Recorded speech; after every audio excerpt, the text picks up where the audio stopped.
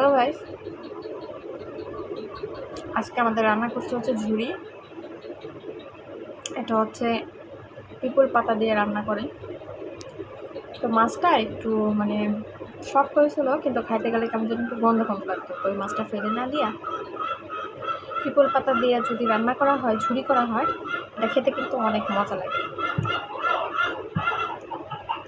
সাথে হচ্ছে পটল ভাজি। এটা হচ্ছে আজকে আমার দুপুরের খাবার। আর এটা হচ্ছে ডাল, এই যে কাঁঠালের বিচি, সাথে হচ্ছে পুঁই শাকের ডাটা। এটা হচ্ছে ডাল চচ্চড়ি, এটাও কিন্তু অসাধারণ খেতে।